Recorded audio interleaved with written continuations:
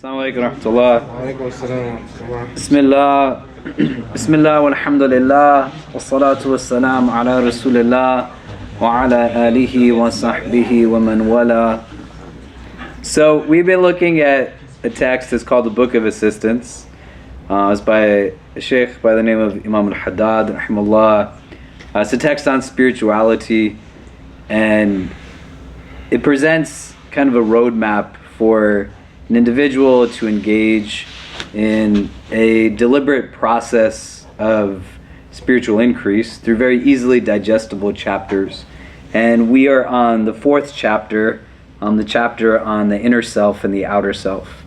So before this, we went through the first few chapters. First chapter's on yaqeen, certitude. It's just deep, kind of confirmed faith, right? The way that you all have reasonable faith exerted throughout the course of your day. You believe that when you turn the light switch on in your homes, you come into this place and hit a light switch. You go to make wudu in the wudu rooms. You think water is going to come out, the lights are going to turn on. Yaqeen is having a deep faith in Allah. The way that you believe the lights are going to turn on when you hit the light switch, you have that kind of faith in God and what it is that He promises and offers to you. Right? You have then a chapter 2 that's on niyyah, intention. So yaqeen is set as a destination, right? The idea that we're all entering and kind of traversing at different starting points, but we have a common goal, that we want to have a deep, kind of soundly rooted faith. You know, we want to have a certitude that is called yaqeen. Then that niyyah, that intention, is an understanding that before you go out on this spiritual journey, you're going out and traversing the world, you're walking through this world, you know why you're doing what you're doing, you're bringing kind of presence and consciousness to your actions. You're not running just on default settings, doing things habitually or instinctively, but there's a certain wakefulness to your engagement of the world. And then it goes into muraqabah, which essentially is translated in the text as vigilance. But you're looking over your heart, so your heart looks over you. And that heart's in a state of wakefulness. It is functioning in a way where it's not in a slumber, and it's aware of the divine, right? That you are linked to Allah wherever it is that you are. And not in a way that creates trepidation or intimidation, you're walking on eggshells, but you find a sense of strength and empowerment through that relationship. And those first 3 chapters are rooted now in actions relevant to the heart. And now this 4th chapter, the inner self, the outer self, it gives us a little bit different of an opportunity of engagement that's not focused only on actions of the heart, but is introducing us as an entire being that is now kind of making a journey, so to speak, right? And we went through the first few paragraphs of this chapter. It's a really short chapter, and it talks about the relationship of the outward and the inward.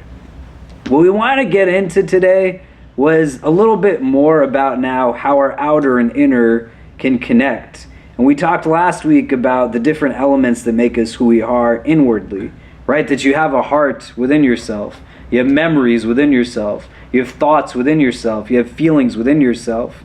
You also have the nafs, you have the ruh, the soul, the lower self. You have irada, sheer will and determination. You have aql, you have intellect.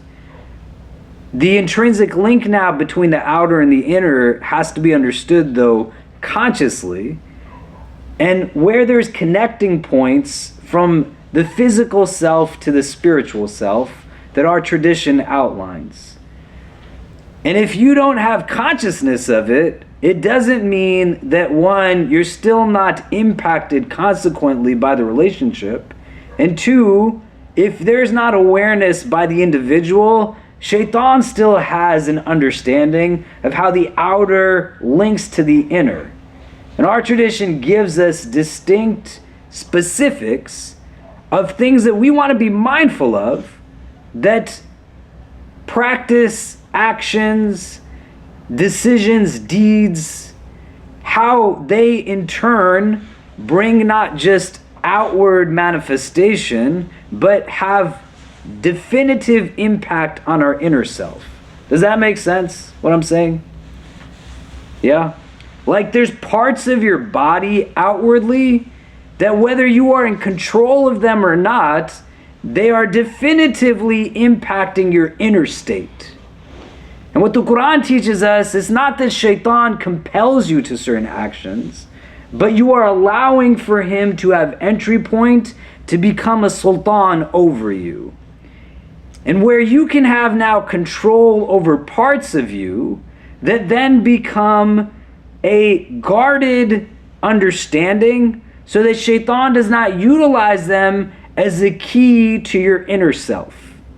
Do you get what I mean? I want you to turn to the people next to you, if you haven't introduced yourself already, and I want you to talk about this now. What are some of the parts of your outer that our tradition speaks to us about that impact the inner? Does the question make sense? And then we'll come back and discuss. Just thinking about it, what are some of those and how do they impact the inner self? And then we'll come back and talk about it. So turn, ideally in pairs, right? Not like more than 3 if you need to, but introduce yourselves to the person sitting next to you. And what are some of the key outer parts to us that then impact our inner state? And then we'll talk about it in a little bit more detail. Go ahead. Okay, what are some of the things we're talking about so far? Like if you were to start to name some of these things, right? What are some of the things that you feel like? So where we left off in the text last week, kind of in the middle of the chapter, he says, know that the one who claims to have a thriving inward, but whose outward has been corrupted by his abandoning outward acts of obedience, is a pretender and a liar, right? And this is after he's talked about the relationship between the outward and the inward and how the outward follows the inward. But here now, we have actions that outwardly are not in accordance with what is kind of pleasing to the divine. Like, what are the things of our external self that we want to be mindful of? What did you discuss? What did you talk about? Yeah. So we were talking about how at certain times when we're trying to pray, it is nice to limit certain sensory input. So for example, it's nice to be in a quiet place so you can focus on your spirituality. It's nice to minimize visual distractions, and also at the time it's nice to be able to keep things like clothing simple, because that can also be a distraction during that time. Great. So here now are 2 things that you can specifically name that if you are not mindful of them, of what are called the jawarih, your limbs, that are in a place where you are not in control, shaitan will use them as a key to your inner self. Right? So one is your ears, your hearing, and another is your eyesight, your vision. Right? What are other things before we start to take a deep dive into some of these in specific? So you have your ears and your eyes, and you want to see kind of the logical progression through which you land on something. Right? It doesn't mean you have to have a rote memorized list that already just comes, but you're thinking about scenarios, and then you extrapolate from it opportunity that says, well, what creates distraction? What creates an absence of focus? So you have hearing and seeing, so namely on your outer self, your ears and your eyes. What else? The tongue. The tongue, Yeah. this is number 1, right? In every hadith that talks about limbs, right? The tongue is what's going to drag people to Jahannam. May Allah protect us from this, right? The tongue is something that is like a main accessory for either upliftment or for kind of bringing somebody down. So the tongue, the ears, the eyes, what else? What you do with your hands. The hands, yeah. Your hands, definitely, right? You can use your hands for a lot of different things, right? Al-Muslimu man salima an-nas min lisanihi wa yadayhi. That the Muslim is the one from whom mankind is protected from his tongue and his hands. And we'll go into each of these a little bit more. So now we have 4, right? A tongue, ears, eyes, and hands. What else? Every part of the body can be subject of. But broader categories of things, of your extremities, your limbs, right? Yeah, definitely like every part could, but main things, yeah. Can we say that the qalb, heart, or heart, like the feelings or the soul? The spiritual heart is still a part of your inner self, right? So we're talking about just outer things right now that impact the spiritual heart, right? So what are, yeah? Genitals? Yeah, sexual organs, definitely, right? What else? So now we have 5. There's 2 more. Would your stomach be on that list? Stomach, right? And then 1 is left. Feet. Your feet, your legs, right? I want you to think about these things now. These 7 things. Tongue, ears, eyes, hands, legs, stomachs, and sexual organs. Some are going to be more obvious than others. But again, talking to the persons you were talking to before, like how? How do these things bear impact? What are some of the ways, like shaitan can access through these things your inner self? Do you get what I mean? Because if you don't know how it works, it doesn't still mean that it's not doing something, right? You don't fundamentally have to understand the process of things for those things to happen. If I asked each of us right now in this room, do you really understand how your inner physical organs function? Do you have a base idea or a detailed idea of what's really happening when you consume a morsel of food and it goes through your body from start to finish? You see?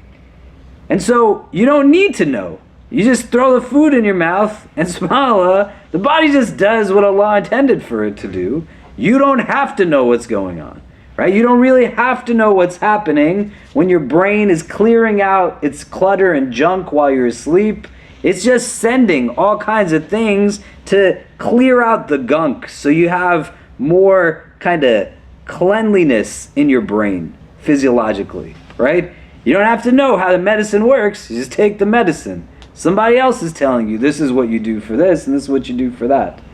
There's certain things, though, that we are just organically using that if we're not mindful of how we're using them, it doesn't mean that there's not other entities that are then using it against us.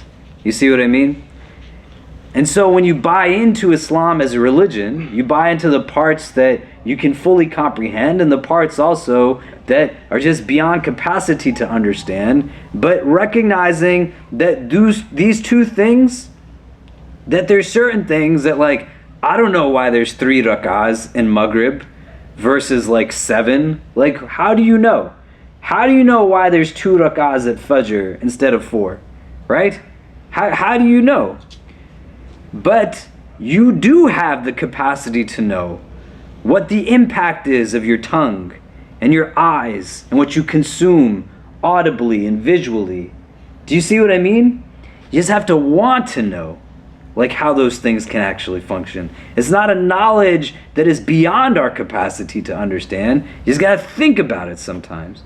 So these 7 entry points that become now keys through which shaitan can access your inner self, how does that actually work, right? What are the kind of things we want to think about?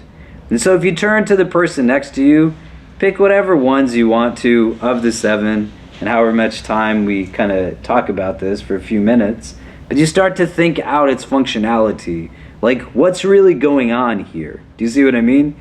And then we'll come back and discuss. Does that make sense? Yeah, okay. Okay, so what are some of the things we're talking about so far? Why don't we start with the tongue? Whoever talked about the tongue, like, what are some of the things that you talked about? Eyes. You talked about the eyes? Yes. Okay, let's start with the eyes. So like, let's see, like, so now we're living in a digital world, and like, for example, I'm sure a lot of people here, like, they use Instagram and other social medias, and what I talked about when I was like a little younger, let's say high school, like, I would sit, it's like New York City, summertime, I would sit in my apartment and I would just like scroll down Instagram and I would see my other friends, like, for example, going to really cool places for vacation, and I just like, it would affect my inner state, saying like, I would start complaining inside my head, like, oh my gosh, these people are going to this place and I'm here in my apartment, and I just like made that small connection. I don't know if it Yeah. helps. Visual consumption is something that with modern technological advancements, it's like crazy intense, right? You are seeing arguably in a given day imagery in an exponentially larger quantity than people ever consumed in their lives ever.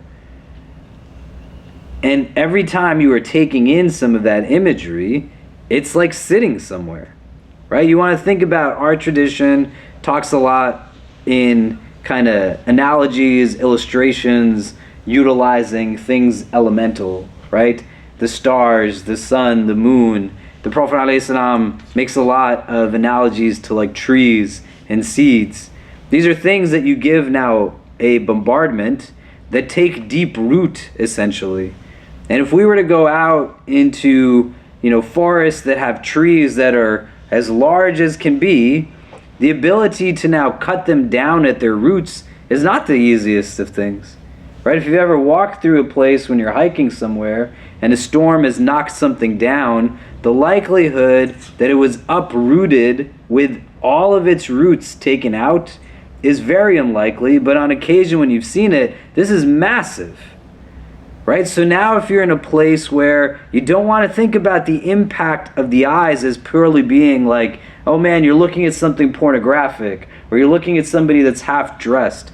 But every time you recite like Surah Falaq, you're in a place where you're seeking refuge from hasad, right? You're seeking refuge from envy. You can go online and see people who curate an entire life that is worthy of Instagram and what its algorithms would allow for one to have of momentary bursts of just kind of complacency.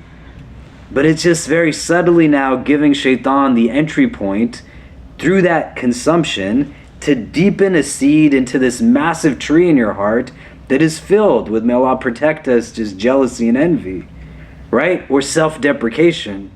Look at how beautiful everybody else is, I'm so ugly. Look at how successful everybody else is, I don't have anything. Look at how happy everyone else is, I'm miserable, I'm alone. I don't have like somebody like that in my life. I don't get to go visit all of these places and do all of these things. And you want to think where it's at and what the alternative is in relation to it, right? When we went for Umrah a few weeks ago, I took my children, we went with 3 other families. We had kids who were 6 to 12 with us. 4 families went. And there was a little girl who was like 6 or 7 years old. She saw the Kaaba, she couldn't stop crying. And I went over to her, it was the first time she saw it, and I said, "Are you okay?" And she was crying, and she was nodding her head still. Like little kids cry, and it's like this like ugly crying, like snot coming out of their nose, and that's how she was crying. And I was like, "Why are you, what's going on?" She said, "I'm so happy." Like, "Are you?" Right? And I was like, "Well, why?" She's like, "It's the Kaaba, and you can just sit and stare at it, and you get ajr for it. Our tradition tells us, right? You look at your parents the same way, you just by looking at them. You look at things of beauty, right?" I was in the Bahamas for a program, which is amazing, and I told our staff today that we're not doing retreats to like campsites in the woods anymore. We're going to Puerto Rico and Bahamas because it's like a crazy experience, mashallah. And we're standing over this beautiful water, and it's just creating this serenity as it's hitting with the tide against the sand, and this like unobstructed view of the moon shining down upon us. And we're at this dinner on this last night. We're raising money for Syrian refugees. May Allah make things easy for the people of Syria. And everybody that was there, 700-800 Muslims at this thing, in this resort, had just eaten this meal outside, and I stood on the stage and I said to them, did any of you actually see the moon? And I said, just look at the moon for a little bit. And when you have hadith where people are comparing the beauty of the Prophet ﷺ to the moon, they got to first look at the moon in order to make that comparison. And they're looking at it from these eyes, not looking at it through the kind of visual aid from something like this. And so that balance there of what is something that's going to create detriment and something that's going to create benefit necessitates recognizing, firstly, that all of this is impacting me. My son is 7, Kareem. He really likes this song that my wife played for him some months ago that's in an Indian movie. I don't know if any of you watch Indian movies. I don't know if any of you are like, oh man, music is haram. That's a separate conversation. So my 7-year-old wanted to watch this movie. And so my wife, my daughter, and my son, they started the movie. They were all super excited because of this one thing that they heard from this movie. And I had stepped out, I was doing something, and I came back, and I know my babies really well. And I looked at my son's face. He clearly was not happy. And I said, Kareem, what's wrong? And he was like, nothing, Baba. And I said, tell me what's happening. And in the movie, the father was a character, and the child of the father had irritated the father, and the father yelled at him, and then the father, astaghfirullah, strikes him in the face. My son had never seen something like this before. May Allah forgive us for allowing for him to see something like this. And he just couldn't hold it in. You could just see the pain it was having on his little heart. He said, Baba, how could a father do this to his son? I said, I don't know, Kareem. I really honestly don't know how to answer that question. How a parent could ever raise their hand on their child. I don't know. My child had never seen that before. And the impact of it was now just apparent, most obvious on what it was doing to his inside. What do you think is happening to your heart? The amount of imagery of bloodshed you see, people killing people, and in fictitious and non-fictitious ways. When you're not built to be able to consume this, let alone consume it at the pace you consume it every single day of your life, just by your eyes. We're not talking about the commentary that comes or anything else. When you see haram, it comes back to your heart. When you are witnessing it, you are consuming it. Constant consumer-driven marketing that bombards you from the minute you wake up until the minute you go. And it's crazy, right? We were trying to buy a washing machine and a dryer. And I opened up my Instagram and all the sponsored ads are washing machines and dryers. I'm like, what is going on here? I was with my daughter and one of her friends at a soccer practice they had in the summer, and her friend's father, they're trying to get residency in Europe, and they're applying for it. And then on my social media, I got all these ads that were inviting me to become a resident of Germany. Why am I trying to be a resident of Germany? The thing is picking up on it, and then it's showing me because it knows the image is going to stick. It's going to stay there. Do you get what I mean? And this is where shaitan utilizes as a key to your inner self. And you got to be smart about it, how your eyes relate to what's going on within you. And it's not a joke, it's a reality. If you bombard yourself with certain imagery, it's going to then create itself as like a slideshow in your mind and in your heart. So you want to be smart about the things that you look at. And you want to be smart about the things that you also purposely don't look at. Does this make sense? What do you think? Yeah. You know, I was thinking the same thing. For example, just drawing upon what she said, that for us, people who consume so much online content every day of our lives, for me, it's not so much as what I'm deliberately consuming, but most of the time it's something that, you know, I'm just mindlessly consuming. It's not something that I actually chose, you know. And you know, whenever I always write down what I did in the day, and when I go back on it, there are some days that I absolutely did nothing, but it seemed like I was doing something. And for example, when we use the cell phone, it could just take you hours, and you have this feeling of, you know, a purpose, and you feel like you're doing something, and you keep going on and on and on, not knowing when to stop. And then when the day ends, then I realized, oh my God, what did I do? And I've probably done nothing, but just consume absolute trash. And I didn't even, you know, deliberately choose it. I just let it consume me rather than the other way around. If you become numb to it, it doesn't mean it doesn't have impact still, Exactly. right? You know, I used to play sports, and one of the sports I played before I got injured was I ran track. I was supposed to play in college, and I had a trainer. And they used to sometimes make me train literally like I would run until my feet started to bleed. I will not show you what my gross looking feet look like these days, but like you could stick like a fork in my foot and I wouldn't feel it, right?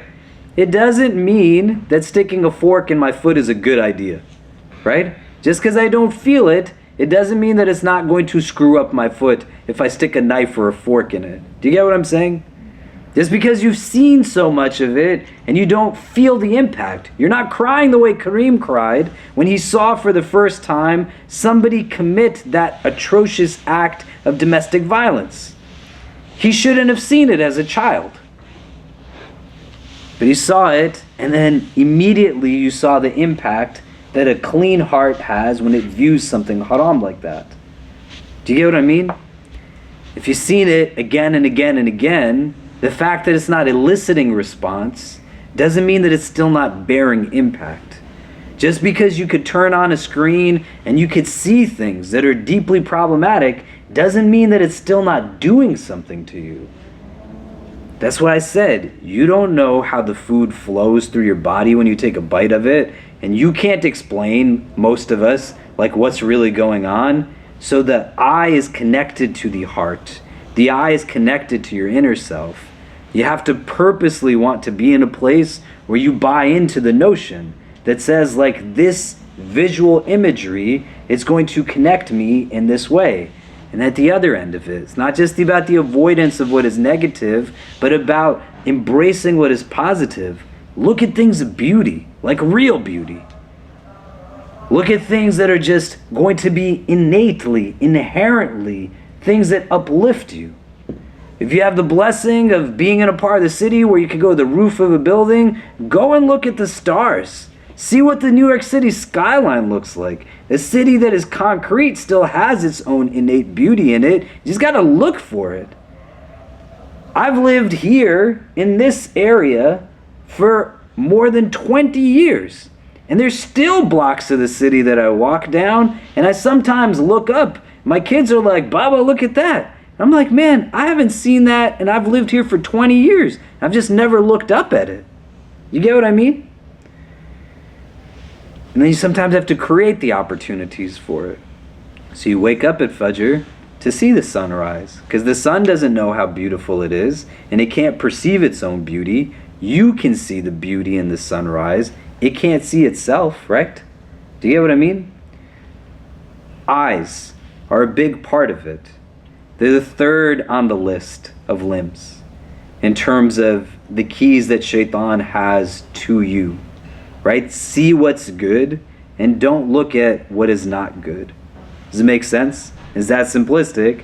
But that outer has an impact on your inner, and it can become a gateway for Shaitan. What else other than the eyes? We mentioned 7 things. What was one of the other things you discussed?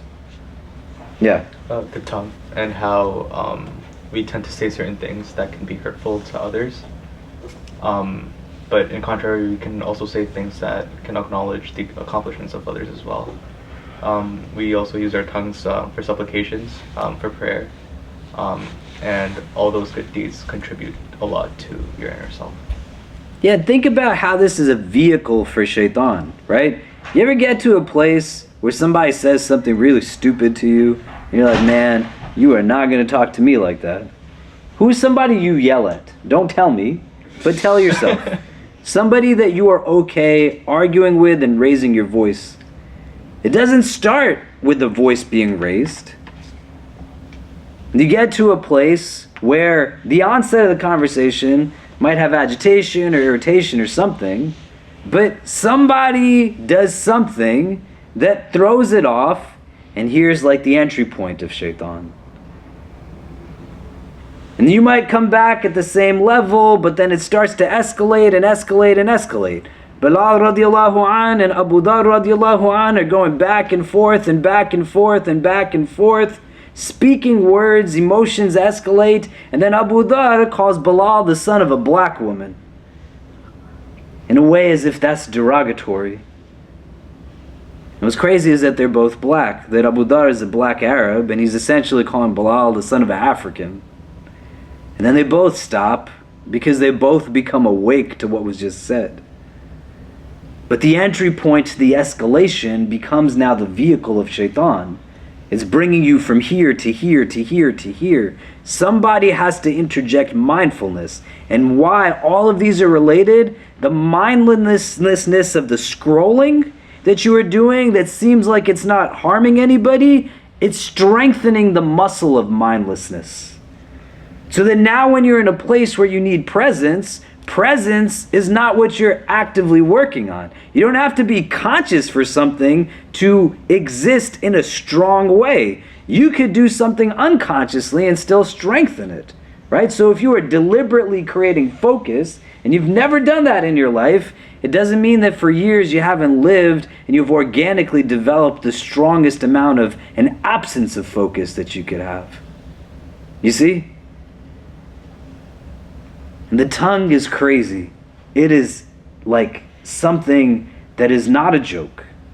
There's a hadith where the companions ask, Ya Rasulullah, can somebody be a believer and commit zina? And he says, perhaps, yes. And they say, can somebody be a believer and steal or rob? And he says, yes, perhaps. And they say, can somebody be a believer, a mu'min, and lie? And he says, no. Not this. You can't. The sins of the tongue, you could go on a laundry list of what they are. Gossiping, backbiting, lying, cheating, racism, cursing, yelling, screaming, abuse, on and on and on. So the default setting for us is Man kana yu'minu billahi wa bil yawm al-akhir falyakul khayran aw liyasmut, that whosoever habitually believes in Allah in the last day, let him speak good or be silent. So you open your mouth if there's khair to it. Otherwise the default is you don't say anything, just don't talk. Silence is a key ingredient to spiritual increase. Because you can't learn if you're not listening. And if you're speaking, there's no way to listen, right? Now I want you to just think for a second, because all of these things will also have a connection to them in different ways, right? The tongue relates to the ears because you're hearing somebody's speech.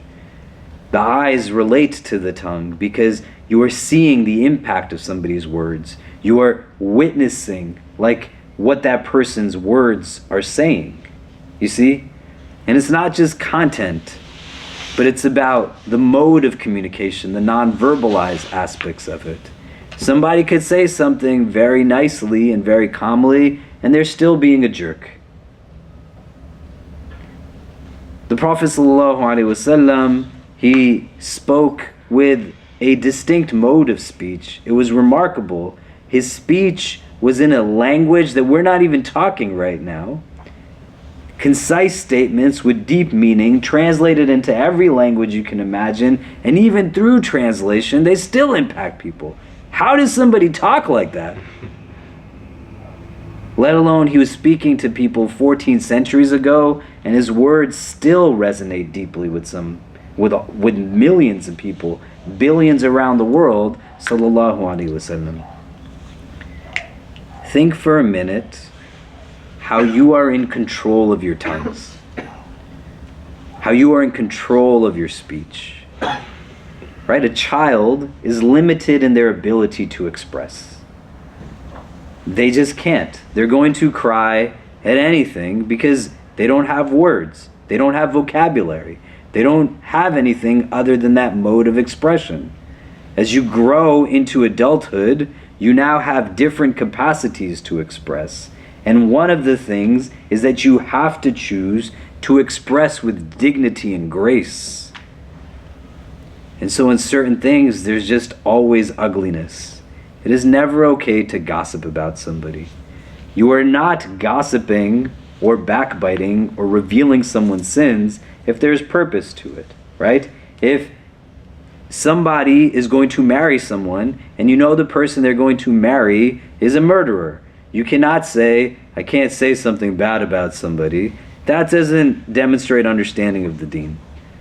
If you're going to sit with a psychologist, a therapist, a counselor, you're in a situation of abuse, you do not have someone manipulate text to tell you that your silence is important because you can't reveal somebody's sins.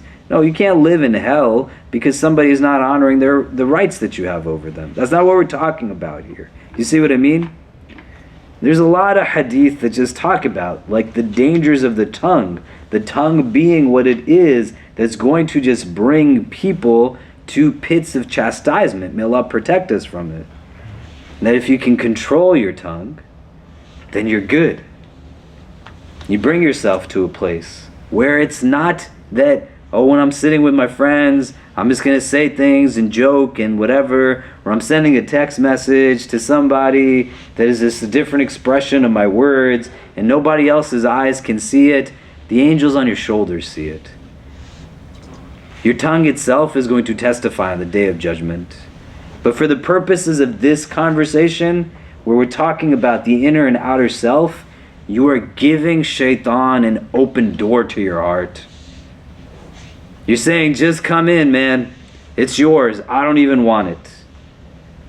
And so you got to take a breath sometimes and say, is the nonsense that I'm about to word vomit into the world something that I really want on my record when I stand in front of the divine? If the answer is no, just don't say anything. Somebody wants to fight with you, you don't have to fight back with them. You be in a place where you take steps away. And if you're in a place where you are compelled, the Prophet got angry, sallallahu alaihi wasallam. It's not that he did not get angry, but he got angry at the things that made sense. And those things of anger were usually when he saw injustice, inequity, oppression, or abuse. He didn't mince words about that these things would be haram, to put people in a place of recognition. Do you get what I mean? The tongue is a really important thing that you want to have control over. And you cannot, say that this is somebody else's responsibility, right? The way that I could literally take your hand and pull you towards something, I cannot speak your words, right? You are the only one that speaks what comes from you. So you play a role in then choosing what it is that is going to come, how it is expressed. Do you see what I mean? Does that make sense? And in retrospect, you look back and you say, what was it that brought up that agitation, that anger? So at least you're learning from the situation. Do you get what I mean? Anything else that people have that they discussed on the tongue and how that's an important thing for us to think about in terms of the outer and the inner? And on the other end of it, right? You uplift people. You bring them healing. You bring them recognition. Give salams to everybody. Say hello to people you know and hello to people you don't know. The people who work in your buildings, do you know their names? How do you not know their names? Just really think about it. The guy that holds your door open, if you have a doorman at your building, somebody who, you see every day that sells you coffee, somebody that is a regular driver of a bus that you're on, have they ever heard you speak to them? Why not? Right? Some of you know the officers' names who are downstairs signing people into this building, but some of you don't. Why? Why do you not? And I'm not saying this to point, I don't know who does and who doesn't, right? But I'm saying to you, ask yourself, why? Why did God give you this tongue? Why did he give you the ability to speak, other than to speak wellness into the world? The last part that I'll say about the tongue is sometimes the challenging, like conversations, are not the ones that we are speaking out into the world, but how we are speaking back into ourselves. If I was to ask each one of you to tell me 5 things that you like about yourself, it would probably be a very hard endeavor for some of you. If I was to tell me like a few things that you love about you, versus if I said, tell me the things that you don't like so much about yourself. There's a problem. And you could talk to yourself in a way that then constructs now perspectives of the self, core beliefs, and you literally are speaking these things. Do you get what I mean? Knowing how this thing functions and knowing why it's at the top of every list. It's in a lot of hadith that the Prophet speaks about in terms of the heart, in terms of your inner self, in terms of your placement in the next world. Knowing these things, then you'll understand why Shaitan uses it as much as he does to be able to access people's inner self. Does this make sense? What else? We talked about the tongue, and we talked about eyesight. Any other things that people talked about? We spoke about hands as well here. The hands? What did you guys say? We said like it's like how you execute your force. You can do anything with your hands. You can do some bad and good things with both your hands. Yeah, the person said you can even kill somebody or kill yourself, or you can do too many bad things with your hands. Yeah, subhanAllah. You can kill somebody with your hands. That's crazy. It's crazy the amount of ways that humanity has developed to actually kill other people. And the kind of mindset that people have, right? I had somebody send me an excerpt from Prince Harry's new book. And in it, he has a passage where he talks about being a pilot and fighting in against the people of Afghanistan. May Allah grant them ease and liberate our sisters in Afghanistan and end the problematic, skewed interpretation of Sharia that is limiting the rights of women there. And he wrote in his memoir, in his book, that he killed 25 Afghani people. And they describe the technology in the plane that he's flying that you can actually see to ensure that it was a real kill. So he said, I know that I killed 25 of them, because that's part of like what they were supposed to do and trained to do. And he said, I don't feel pride, but I also don't feel remorse. And then he goes into it by saying that essentially the way he is motivated to do this as kind of a retribution for 9/11 and those attacks. And you see then the link between the inner self and the hand. And how many people have been killed all over this world? Subhanallah. You see what I mean? And the hand gets used quite often when we don't use the tongue well. I was doing a small speaking tour in Toronto in Canada, and in this tour there were different people speaking, and one of the people speaking was a well-known munshid, nasheed artist, a singer by the name of Dawood Warnsby Ali. Do people know Dawood Warnsby Ali? You know him? Does anybody else know him? Yeah. Most of you don't, some of you do. He has these like really great nasheeds. They are like nice, they're not corny, right? They're good. And like, you know, they sound good. He's got a nice voice. But if you meet him in person, he is like the most polite, well-mannered human being you'll ever meet in your life. Like I've never met, I can't say never, but there's like handfuls of people that I've met who are just like good, nice human beings. He is definitely one of them. May Allah preserve him. And he got on stage in one of the parts of this tour we were doing. He started to sing. And he told everybody to sing along with him. And he's on stage, he's singing. He said, you guys sing too. And everybody started clapping their hands. And then he stopped singing. And he said, you know what's a part of the problem? Is that people, they don't know how to use their words anymore. And he says, more often than not, we turn to using our hands where we need to be using our words. And quite often, those hands then turn into weapons against rather than support systems for the people around us. And I want you to think about it within the frame of even what I was talking about before, right? How can a person hit another person willfully? A parent hit a child. In even instances, children hit their parents. How? Like how? What brings that about? Other than something chaotic going on inside of you. And once you do it and you act upon it, do you see how it becomes an entry point for shaitan? Why did my husband hit me? Why did you hit me? Oh, well, you shouldn't have done this to me. You made me angry.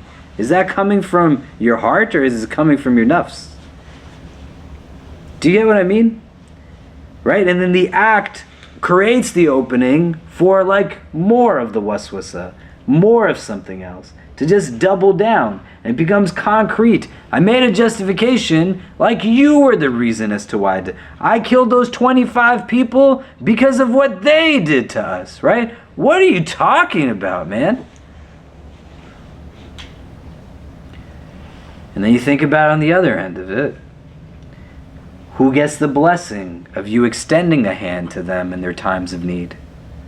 Does that hand have to match your hand in terms of country of origin, in terms of race, ethnicity, skin complexion? Or is it just another human's hand that I see and that I'm going to offer support where I can? And people need a lot of healing. There's a lot of people who are struggling. They might be walking upright, but their heart has been kicked and broken and beaten to the ground. And they're waiting for somebody like you to take your hand and make it a means through which they can get back up on their feet. You see what I mean?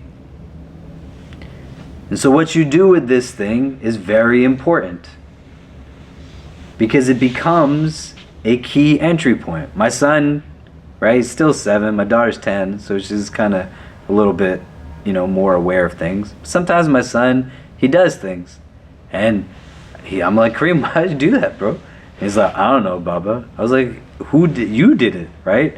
And he was like, I don't know. And I'm like, your hand is connected to you, Kareem.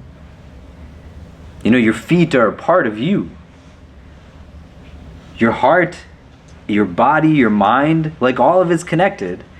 Your feet didn't decide to do what you just did. Like your hand didn't decide to do what you told it to do. You told it to do what it did, right? So why does the hand hesitate when it can be a source of upliftment? Why does it raise itself up in moments where it should be calm? Do you see what I mean? You see how the hand now can become an entry point for some of these things. It creates like a lot. And shaitan's strategy is not just singular, it's multiple. So it can go on the other end, right? If you're in a place where you have met somebody who is in a situation of abuse, somebody has stricken them with their hands, with their words, and then you have now anxiety, I don't know what to do, shaitan comes in. The starting point was a hand being raised, and he now tells you to tell platitudes to these people. Just have patience. And the tongue comes back into the picture, and it's saying something that makes no sense. The person was hit by someone else's hand, and you're telling them that they're the ones that have a challenge with sabr? Right? What are you saying other than, I don't really know what to say, but I don't know how to say I don't know, so I'm just going to throw out words that are ignorant, hoping that maybe whatever, but I'll get out of this awkward conversation, and I'll at least save face because I'll have said something that validates my passivity. Do you get what I mean? They're all connected to each other. Go do good things with your hands. Go buy some seeds and plant some trees. The Prophet ﷺ, he tells us that when you gently have your hand go over the head of an orphan, that for every follicle of hair there's an ajr. When you're in a place where you have somebody that is weeping and crying and you're there giving them just tissues to wipe away their tears, let alone their tears. You have a child and you're blessed with a child, don't have somebody else raise that kid. You throw your child up and down in the air. Use those hands to express love. Like make meals for people that you love and put barakah into it because they're coming from your hands. Eat from the hands that are parts of people that know you, so that you're not just going out to restaurants where you're a dollar figure, but there's barakah because there's love coming from the hands that are preparing food for you. Do you get what I mean? Use your hands to do chores in your house. Use your hands to be a source of benefit. But don't ever use them to hurt people. Don't ever make them a means through which you can do something bad to someone.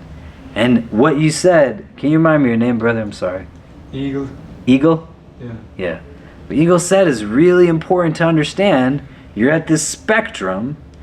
A hand has the capacity to take a life. You can kill with a hand, subhanAllah.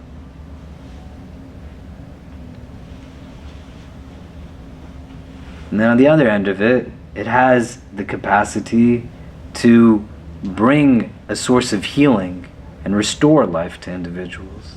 Right? What else? We talked about 3 so far: the tongue, the eyes, and the hand. What about the others? Legs can bring you in the wrong place. Your legs? Yeah, can bring you in the bar. Yeah. You're walking to these places, you're going through these places, your feet are traveling, you have conscious awareness, right? This is why this text is a roadmap. If I know that I can cut through this place and it's going to be something that's going to expose me to things that are problematic, and I got to walk 5 extra steps or 10 extra minutes to go around it, to avoid it, then walk the extra steps. You can say it's not a big deal, but it's the same idea. Just because I can't feel anything in my feet doesn't mean I should go step on a nail. So just because you can walk through the streets of some parts of this city and you are bombarded with all kinds of things, doesn't mean that you want to have your legs compel you to go through that, right? There's a hadith Qudsi where Allah Azza wa Jal says, right? These are sacred hadith. They follow a construct that the Prophet says, that Allah says, that essentially that we have the capacity now to be so close to the divine that he says, you know, I become the ears through which he hears, and the eyes through which he sees, and the hands through which he touches, and the legs through which he walks. And in some narrations he says, and the tongue through which he speaks. And so your legs, they have that capacity to have you kind of walk through places, lead you to places that they just don't make any sense for the rest of your being, right? And you think about it as a journey. So walk to places that have goodness to them. Don't walk through places that are going to be problematic. So we have the eyes, the tongue, the hands, the feet. What else?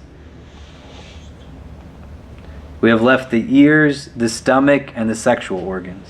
What do we talk about in any of those? I think the stomach, for me, for example, when you eat, because even if you're eating halal things, even if you eat a lot, you're so inflamed, and it, I mean, at some point when you're consuming too much and you're eating really inflammatory foods, it brings you to a place that gradually puts you away from all the good things, and it creates a distance between them. And for example, then you have to do those prayers, and everything takes an extra effort for you, and it's harder to wake up in the morning and be clear-headed. When you're foggy-brained, it's hard to be mindful and be in a good mood with everyone if it has all those effects on your body. Yeah. What else about the stomach? Anything? You can eat things that are haram, and that can affect you. You can eat things that are haram, and that can affect you. You can eat things that are permissible, that can affect you, as I was saying before. What else? Fast. Hmm? You could fast. Yeah, you can fast, and that can be, for people who have the physical means to fast. The stomach is the organ that can be very defining of your decision making, right? We pursue wealth, we pursue degrees, credentials that are rooted in cultural kind of norms that make us potentially like better candidates for spouses and partners. And that's fundamentally a big part of why we pursue the things that we pursue. We eat at certain places, not just because of the quality of the food, but to be able to say, I went and I ate at that place, right? To have like stature to us. The amount that we eat is going to vary from person to person, right? All of us have different relationships with food. But when you are in a place where you control the stomach and the stomach does not control you, then you can be in a place where you likely are in control of pretty much anything else. The stomach is also the seat of like pretty much all sickness. And if you don't have awareness to it, right? It doesn't mean about permissible and impermissible, but you think about how certain foods impact you, what they do to you. A good friend of mine, he went on this diet that was called the GAPS diet, and he essentially just removed all foods from his diet for a while, other than he was just eating broth of like a chicken. And the idea was that he was completely like kind of detoxing his body of things, and then slowly he and his family members would introduce like different foods individually to see how they individually responded to those foods. His young daughter had eczema. Eczema completely went away.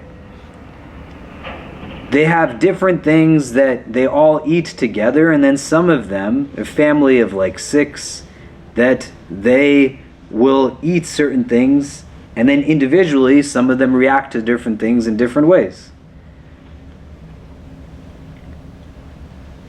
And how you can see for yourself like its impact and what it then does. And a lot of us make like these decisions. The world makes decisions that are rooted in exploitative systems, that our tradition is based on this idea that food for 1 is enough for 2 and food for 2 is enough for 4. But the conventional systems will tell you that people shouldn't be hungry, but if you ask, well, why are they not getting food? Everybody's going to call you like a socialist or a communist or this or that. They shouldn't be hungry, but I can't take food off of my plate. Your entire being now is attached to this thing. And it has impact on your mood. It has impact on your feelings. It literally is doing stuff to your brain. You might not want to hear it, but you don't have to buy into it for it to be true. And then you think about what it does to you overall, and where like Shaitan interjects himself. And you put a morsel of food in because you want to eat it so badly, you could care less as to what the supply chain was like and what a laborer had to go through in order for you to eat that thing. You could care less if the restaurant worker that's back there is getting a fair wage or not. We had a brother that came here who was Shia from Pakistan, an asylum seeker. He wouldn't walk into the Islamic Center. I had to go downstairs to meet him with his social worker and a lawyer. He was here in the country as an asylum seeker because most of his family had been killed, targeted killings of Shias. He had to pretend like he was Sunni to go into many mosques, And now he was there because he was petrified. Do I have to be Sunni here or not? I went down to talk to him. I spoke to him in Urdu. He was talking a little bit, still very hesitant. I called Sheikh Fayaz Jaffer, who works on our staff. I said, can you talk to this guy? And he spoke to him. And aside from everything else that we talked to him about, and what I just shared with you of his story, because he was here as an asylum seeker and did not have residency status, he did not have access to abundance of funds. So he was working in a fast food place off the books where they were literally paying him $2 an hour. How do you live in New York City on $2 an hour? Let alone the trauma he's sustained, all of what he's going through. Where is the barakah in that sandwich that you're going to eat from that place? And you don't think it impacts your spirituality? And if shaitan tells you to satisfy your stomach before you're caring about everything that goes in to the building of that sandwich, how is it not an easy entry point for him then into your being? Do you get what I mean? Does that make sense? Does it? Like there's a verse in the Quran that says, وَثِيَابَكَ فَطَهِّرْ, that your thobe, your clothing, make sure that it's clean, it's pure. And it's like in the literal sense, you don't have stains and like whatever else, in other sense. But one of the interpretations the Mufassirin give of that is that you wear clothes that its entire supply chain has like purity to it. There's no labor right issues, no like sweatshops that go into this. Do you see what I mean? And then if you're a doctor in this room, you know better than I do, but a lot of like the illness we face and the sickness we face is not about like supremacist ideas of beauty. If you are, somebody who is a little more stout or skinny, all of us are beautiful. And that's just from Allah. You don't want to have wellness that's attached to vanity, but wellness that's attached to actual health. To be in a place that recognizes that a lot of what creates for us physical, emotional, and mental, and even spiritual wellness issues is rooted in the stomach and what's going on in our stomach. You don't have healthy bacteria in your stomach, you got all kinds of gross stuff in your stomach, eating too much sugar that's creating like crashes in your system, making you crave it, putting you in a bad mood. Is a candy bar really worth all of that? And that's what it does. Modern health will tell you that 3 days is enough to just kind of restart your system. And we have sunnah fasts that are the middle days of the month. 3 days. It just reboots your system. The cravings kick out. You don't eat so much sugar for just a minimum amount of days, you're going to see the inflammation in your faces go down. Inflammation in other parts of your body go down. Not because you are not beautiful. You are as beautiful as you can be. I say to my kids all the time, will you love me if, I look like this and I'll puff my cheeks up? Right? They'll be like, Baba, don't be silly. Right? But you are. You're beautiful, and that's where your tongue comes in and how you talk to yourself. You have to do it for health reasons. I've seen enough of my relatives get to a place where in their older age, they suffer a lot. Issues attached to poor eating habits, diabetes, like stomach issues. They can't like walk properly. It's all because of diets at the end of the day, right? And so the stomach becomes an entry point to it. You had a time historically where a lot of the Western world, they thought beauty was rooted in obesity. Not because, again, we want to have like simplistic understandings of beauty, but because obesity denoted wealth.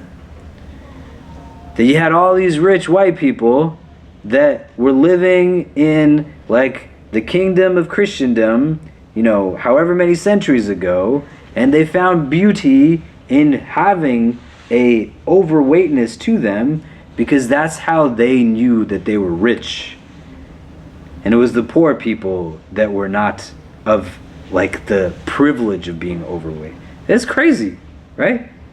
You gotta remember who your teacher is, sallallahu alaihi wasallam. He didn't eat so much. That's okay. You just know your relationship to food. You use the tongue to talk positivity to yourself. Whenever you look in the mirror, you're as beautiful as today you will be as you will be a month from now. Allah does not look at your forms. He looks at your hearts and your deeds. Look at those places. Do you get what I'm saying? But get the stomach in control. The last two things, the ears and the sexual organs. Did anybody talk about either of these? The ears are really important because they're not as easily kind of shut down as other things, right? Like when you were talking about, having a quiet place to like pray, for example. So we talked about the ears a little bit, right? But when you are taught to be the prayer leader, you're taught, like, shorten your prayer. The Prophet shortened his prayer when he heard a baby crying. He didn't want the mother to be, kind of frantic, or the father, right? There's mercy in that. Do you see? But he can't hear the baby crying if you can't hear the baby, right? If you're leading the prayer and you make a mistake in the prayer, your recitation is off. Somebody behind you fix the recitation. You gotta be able to hear it in order for that to happen. If you went down into sajda and you were supposed to stay kneeling, but instead you stood up, somebody behind you is going to say subhanallah. You have to be able to hear it, right? But the hearing in and of itself is something where, not in those situations. You come in here, it's Jummah time, it's Fried Chicken Friday, we pray, all the fara'id are done, and then you want to pray your sunnahs, and everybody's lining up to get some chicken. And you're like, man, I wish these Muslims would just shut up, because I'm trying to focus. You cannot pray in a way where you block out the sound, right? But you could close your eyes. Can you close your ears? Do you have the capacity to make your ears fold into itself and then they are just shut down from sound? No, this is one of the reasons why teachers say the Quran, when it talks about hearing and seeing, it quite often has hearing first and then it has eyesight. Because you can always close your eyes. You can take your glasses off. There's different ways for you to deal with what's visual. The hearing part, it's just around you. What are you going to do? And we were talking before, right? Where these guys were saying, hey, I'm going to take notes on my phone, and we were joking, and he was like, how does this... I was like, it's not going to bother me. I said, you could stand up and start dancing. It's not going to bother me. And he said, well, how does that happen? And I said to him jokingly, you just learn to block out the noise. But that's also sometimes just what you got to do, right? You build a mental focus that you block out the noise. You stop listening to the noise and letting it be what pulls you in different directions. But here, you have to be smart about it. When you're consuming sound is not a thing to diminish. Quran is sound. You have people who don't even know what the words mean, and the sound is just compelling them in different ways. I took my son and my daughter to a Nets game last year. It was when Kyrie Irving returned back to the Nets, right? If people watch basketball, people know what I'm talking about, right? And so we didn't know, and the ticket prices jumped from $10 a ticket to thousands of dollars a ticket. It was what happened here? Then we got there. Kyrie was playing and it was packed. There was a lot of noise and it was very loud and there was a lot of sound and a lot of music, and my son, who was then 6, he was sitting there and every part of him is moving, right? I was like, Kareem, man, I didn't know you were such a good dancer. And he's dancing, his body's moving. He's like, Baba, I'm not dancing, right? And I took a video of him and I showed him and he was looking at it perplexed. He didn't have to be consciously aware of what the sound was doing to him for the sound to do something to him. Do you understand? If you're ever in a place and you're walking, I'm not saying it's good or bad or right or wrong. I'm saying you just pay attention to yourself. The sound comes in, you automatically start tapping your foot. You start moving a little bit. And then you become aware and you're like, oh my God, who's seeing me doing this, right? But sound is a very intrinsic part of our tradition. This is what's given to the Messenger sallallahu alaihi wasallam in recitation. Do you see what I mean? So you have to be that much more mindful, because you can close your eye, but you can't walk around like this all day, right? You can't be in a place where people are sitting around you, and then you just don't like what you hear, and you're like, right? They'd be like, that crazy Muslim is going to do something to us. So that much more consciously, you are mindful of what you are consuming through your ears. And you're not just being in a place where, because it's numb or desensitized, you pretend like it's not happening. A lot of us, as children, take in adult emotions to our hearts through our ears that no child should have to hear some of the things that some of us hear as children. And so you've consumed it, it's there, Shaitan will know how to manipulate it. You got to sit down and find the healing from it. That you remember like words of anger that were cast into your heart. And I'm sorry for those things. You can remember the first time somebody might have lied to you. Or sometimes somebody broke a promise. They made a joke at your expense. And you think about it on the other end of it, because it goes back to the tongue. What are people hearing that's coming out of your mouth? And all of these ears, they're going to testify on the Day of Judgment. Do you see what I mean? And the last piece, right? So we talked about the tongue, the ears, the eyes, the hands, the legs, the stomachs. The last piece is the sexual organs. And this is not a topic that you want to shy away from, nor is it a gendered topic. It's not what societally we understand, because our tradition is very explicit on these things, right? And it gives an insight that humans are going to be varied in what it is that we have in terms of our relationship to our physical needs. But the Prophet, for example, has hadith where he tells his male companions that if you are engaged in physical intimacy with your spouse, then make sure you engage in what is called foreplay, so that your wife's needs are met as well as your own needs. That you don't satisfy yourself, you're satisfying somebody else's too. Which means, aside from the Prophet giving advice to young men and giving like an insight to sexual ethics, that's all there in our tradition, you can derive from this that like men have needs and women have needs. We're not a religion that falls into this idea that a woman having physical needs is somehow then an okay thing to open a door and to go into slut shaming and all kinds of stuff. Does that make sense? And you want to be in a place where you have awareness of the self, so that you can then recognize also what the capacity is of the self. And there are things that are fairly obvious that can be engaged in.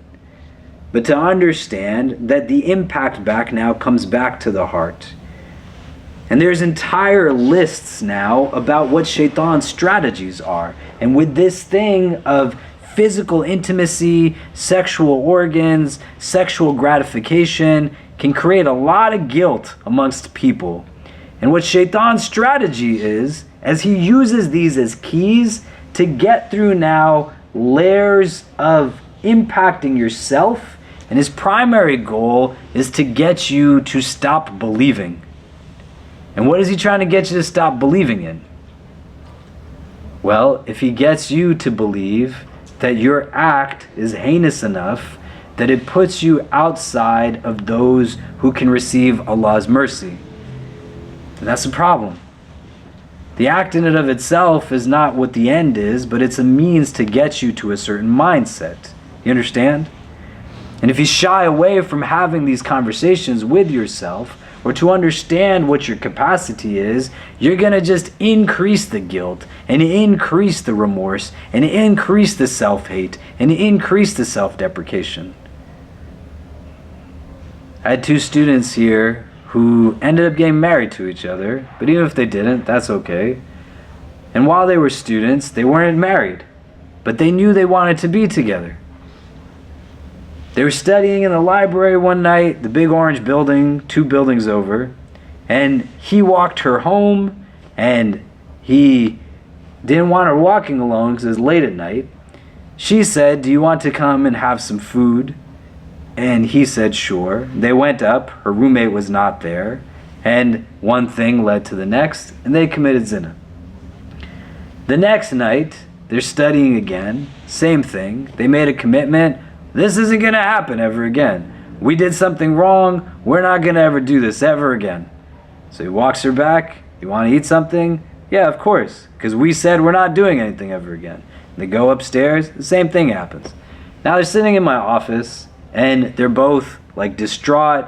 They hate themselves. They're saying like things, we should just not ever talk to each other again.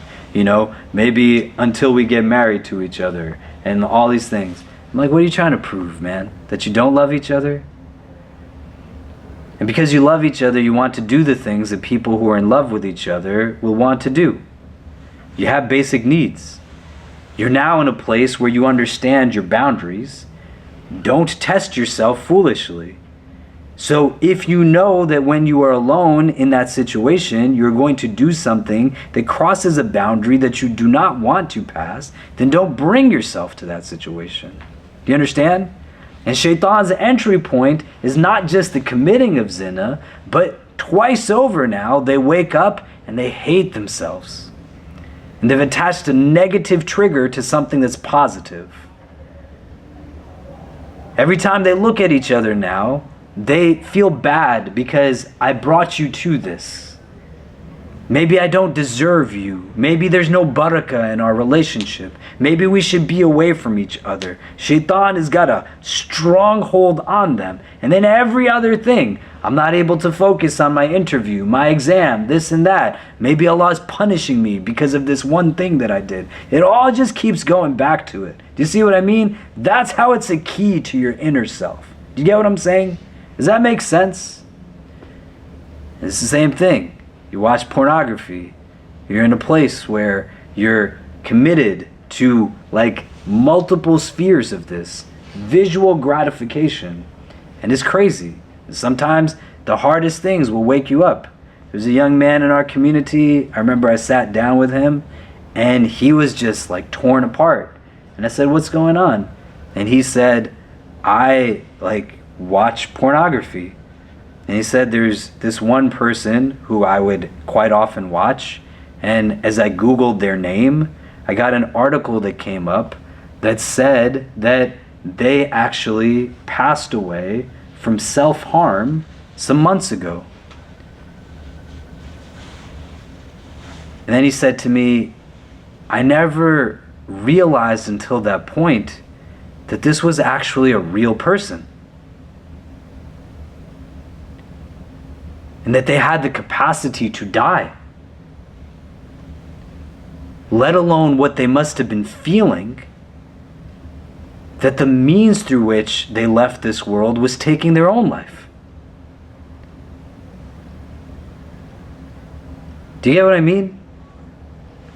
But when it's mindless, and when there's manipulation, and it's all about the physical, and it's all about the outward, and it just kills the heart,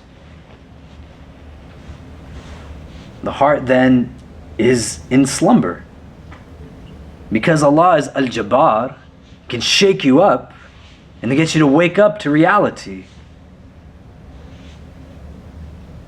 And so you think like within yourself. And if it's a hard conversation, find somebody to talk to about it. You talk to me, you don't like me, that's okay. I still love each of you. Or maybe you're not comfortable talking to me, that's okay too. I can refer you to someone. But you have to sit with these things and to understand, like these limbs, these outer parts to us, they create an entry point to the inner self. And you don't want to have imbalance inwardly. And it's a hard conversation, but the immediacy of gratification sometimes is going to have a trade-off. So if you feel good because you yelled at that child, then the trade-off is you're killing your heart. You understand? And then it's going to be harder to get to a place where there's that focus in that prayer, that genuineness to be charitable, like to feel love for others as well as to love yourself. Because you gave it up for 5 seconds of just yelling at a child. Letting out your exhaustion, your stress, your tiredness on a loved one. Do you get what I mean? That could be an adult. It could be your spouse. It could be a friend, a sibling. There's a trade-off. You let it out, you feel good, but you hurt them, and you're also just hurting yourself back. Does that make sense? And this chapter on the outer and the inner self is important, because along the way, there's going to become exhaustion. There's going to become tiredness. There's going to be things that are going to be intriguing, flashy, glitzy. It's going to tell you, feed the physical, feed the physical, feed the physical. And nothing is telling you to take care of the inner self, to understand the relationship of the metaphysical to the physical, to know how to take care of your heart. And then all of these other things. I kill myself working so I could feed my stomach. I kill myself working so that I could be a potential spouse in order to have physical intimacy. I kill myself in pursuit of dunya to satisfy what is external and outward. And then the inner self just becomes neglected. You can't even enjoy what it is that you have in front of you. You're constantly just chasing after more and more and more to gain some semblance of satisfaction. You see what I mean? And then it bleeds in. I'm not eating well, so I'm not sleeping well. I'm not sleeping well, so I'm not able to drink like enough water. I'm not able to have good conversations. I'm always irritable, argumentative. My stomach brings me to a place of self-talk that renders self-hate, because the absence of physical wellness and physical care and understanding the physicality of it brings about emotions that make me feel as if I'm a bad person, nobody likes me. And I start to create now a core belief system that highlights and increases anxiety and agitation and all these kinds of things. And you're like, is it really that simple? Yeah, it is, man. Just say nice things to people.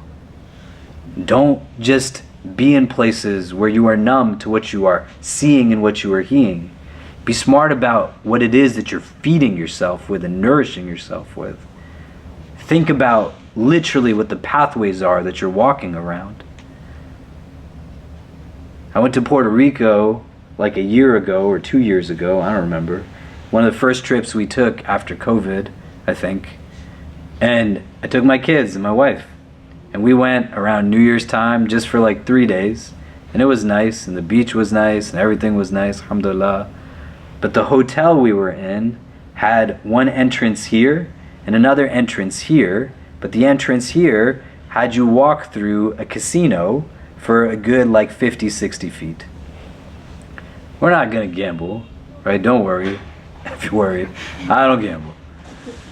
But there was a halal Turkish restaurant down the street, and we went to eat there, and coming back, it was just easier to get to our room if we were to walk through the casino.